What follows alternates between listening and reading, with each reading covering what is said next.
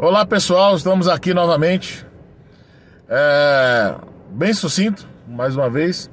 O vídeo tem aí aproximadamente 15, 16 minutos, mas a minha parte é simples, é 2, 3 minutinhos no máximo, tá? É só introdução. Por que eu preciso dar essa introdução? Eu me senti representado. E da onde surgiu esse conceito de representação popular, né? Surgiu na Roma Antiga, né? O parlamentar, né? Do italiano, literalmente. Traduzido do italiano, o falar é parlar, né? O parlar significa falar. E o parlamentar é aquele que foi eleito para falar. E o parlamento, com P, né? É uma tradução grossa aí, é o falamento, né? É o local onde se fala, né? Então o parlar é o falar, o parlamentar é aquele que foi eleito para falar, e o parlamento é o local onde o parlamentar fala. E quando a gente se sente representado? A gente se sente representado quando a pessoa que nós elegemos, o nosso parlamentar, ele fala tudo aquilo que nós gostaríamos de ter falado. Eu sozinho tenho um alcance limitado. Quando eu, juntamente com outros cidadãos, elegemos um parlamentar, a voz deste parlamentar, na verdade, o conceito é a voz de todos nós que o elegemos.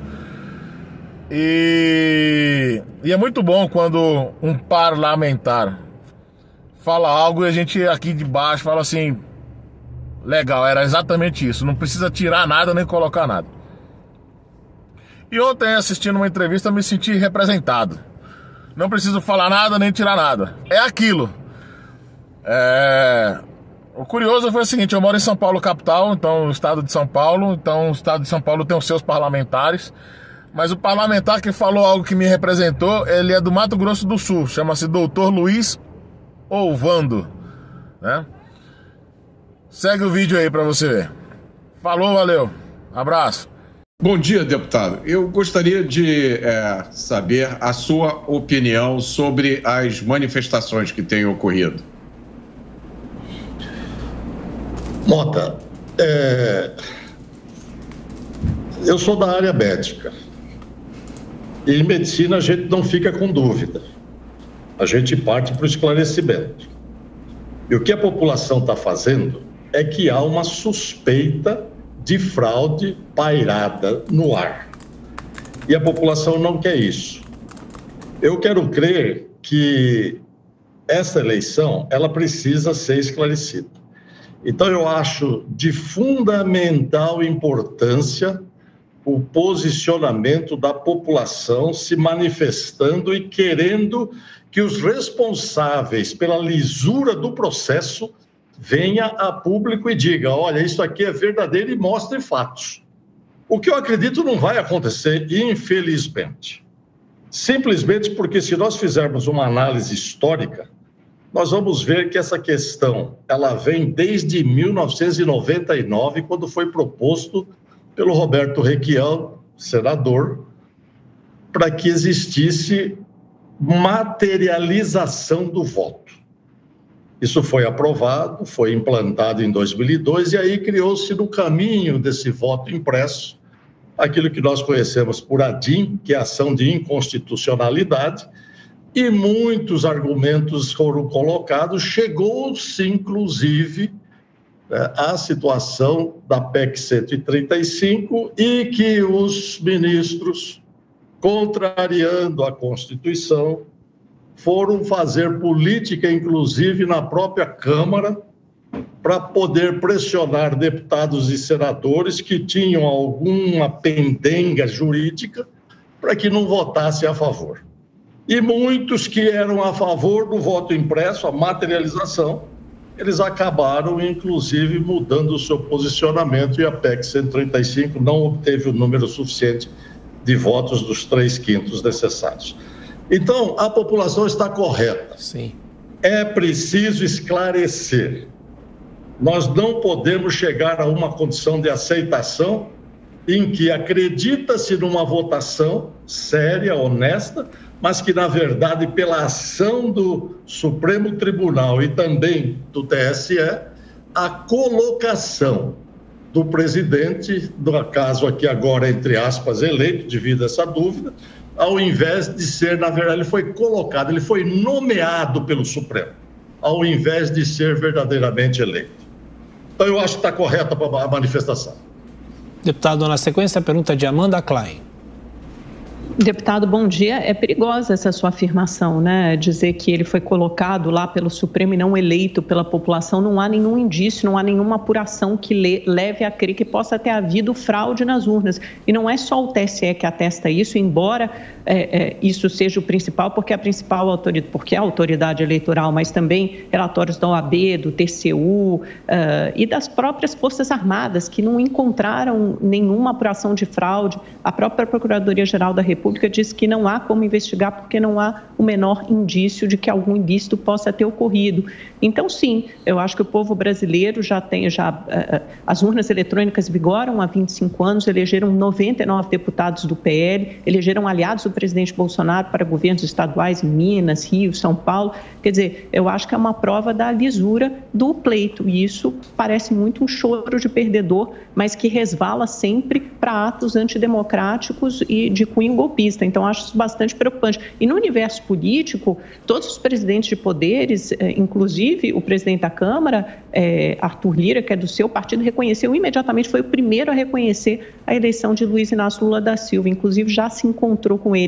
A minha pergunta para o senhor é a seguinte: no seu partido, no PP, o Lula já deixou claro que o PT não deve ter um candidato à presidência da Câmara, o PL colocou-se na oposição. No seu partido, Progressistas, pode haver uma parte da bancada, pelo menos, que vote com o governo ou faça parte, eventualmente, de uma bancada do governo eleito? Amanda, bom dia.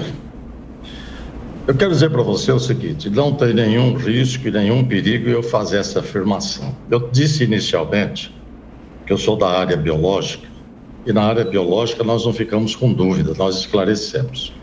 Ontem, o PL entrou com pedido de anulação da eleição, exatamente porque houve inconsistências.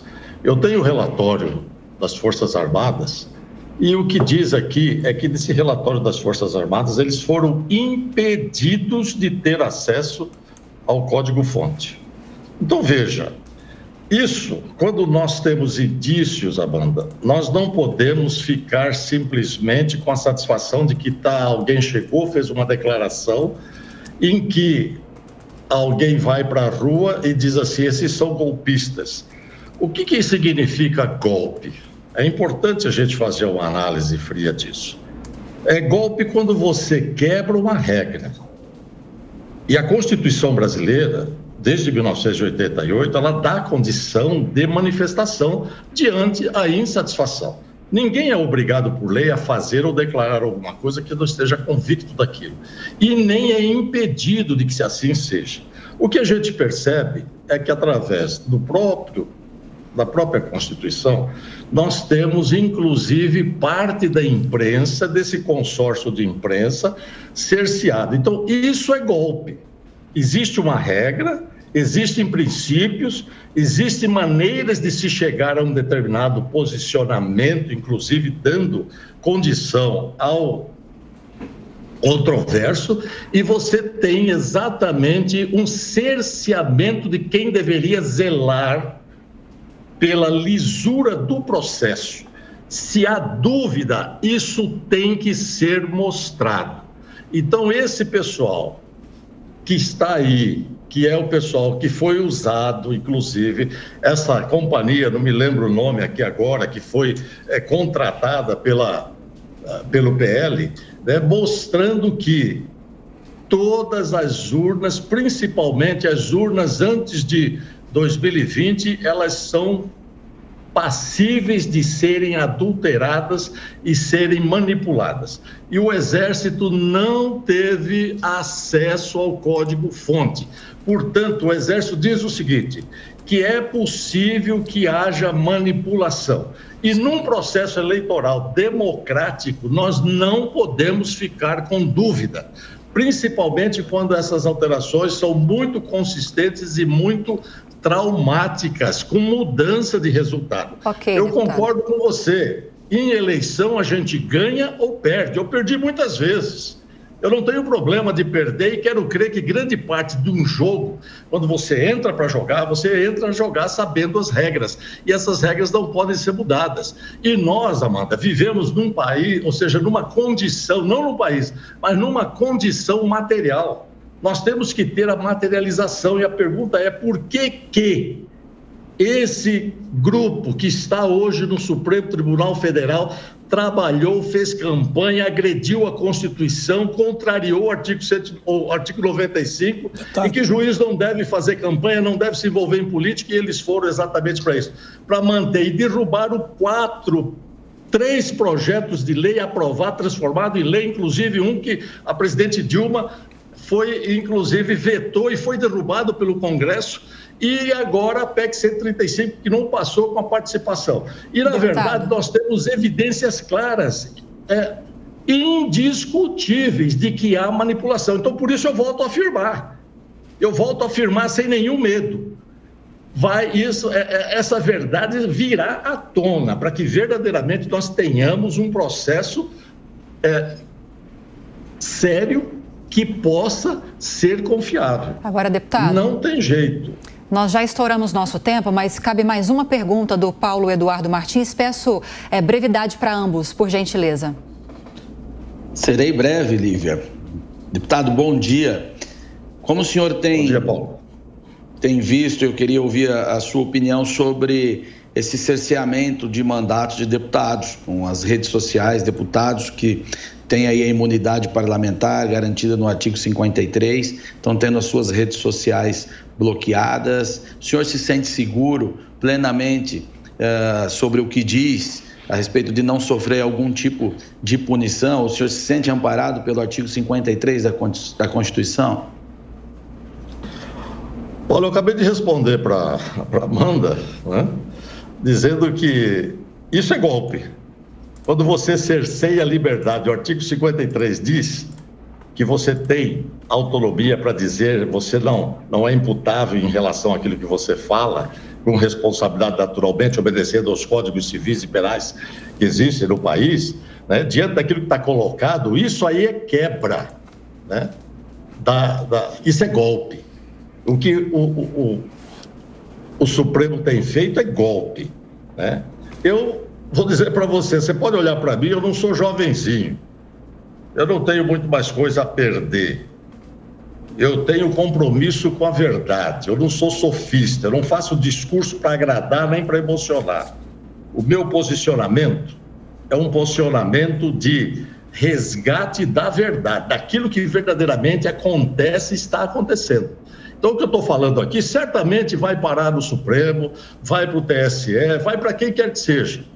Mas eu estou amparado pelo artigo 53 e quero crer que os meus pares da Câmara, depois daquele erro absurdo de ter condenado o Daniel Silveira, eles devam reconsiderar. E se eu for preso, eles devem me soltar, sem nenhum problema.